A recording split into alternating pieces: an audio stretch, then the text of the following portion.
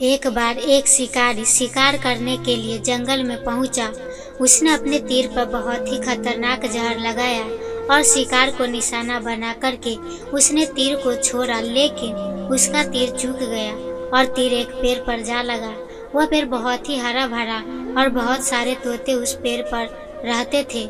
जैसे ही वह जहरीला तीर उस पेड़ पर जाकर लगा, वह पेड़ धीरे धीरे सूखने लगा और उस पेड़ पर जो भी तोते रहते थे वह एक एक करके उस पेड़ को छोड़कर जाने लगे। उस बड़े से पेड़ के कोटर में एक बहुत ही बूढ़ा तोता रहता था, जो बहुत ही धर्मात्मा और अच्छे मन का था। सभी तोते उस पेड़ को छोड़कर जाने लगे थे, लेकिन वह बूढ़ा तोता जाता था, दाना लेकर के आता और उसी कोटर में आकर के बैठ जाता था, परंतु उस पेड़ को छोड़ने को तैयार नहीं था। बूढ़े तोते के साथियों ने कई बार आकर के उसे समझाया कि यह पेड़ सूख रहा है और किसी दिन गिर भी जाएगा, चलो किसी और पेड़ पर चलकर रहा जाए, परंतु वह बूढ़ा तोता वहां से जाने को तैयार नहीं हो रहा था। अब यह बात देवराज इंद्र तक पहुंची। उन्हें बताया गया कि एक तोता है, वह जिस पेड़ पर रहता है उस पेड़ पर एक जहरीला तीर लगने के कारण सूखने, गिरने और खत्म होने के कगार पर आ पहुंचा है और एक बूढ़ा तोता अभी भी वहीं पर रह रहा है।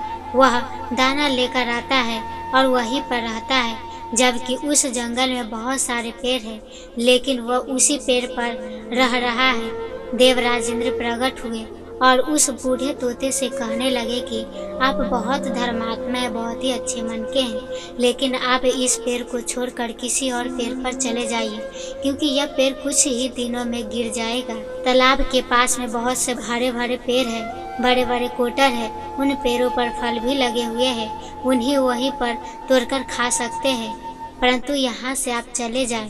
तोता बोला, माफ कीजिएगा, इस पेड़ ने मुझे जीवन दिया है, शिकारियों से मेरी रक्षा की है, हर मौसम में मेरे साथ रहा है, यह कोटर मेरा घर है, यहाँ मैं पला बढ़ा हूँ, इस पेड़ को मैं छोड़कर कैसे जा सकता हूँ?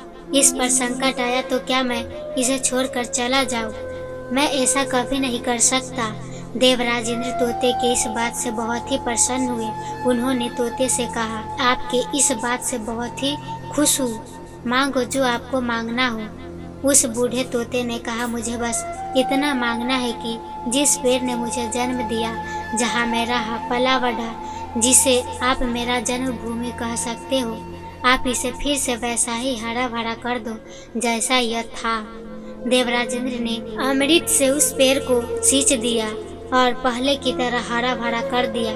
अब वापस से उस पेड़ पर आकर के बाकी तोते रहने लगे।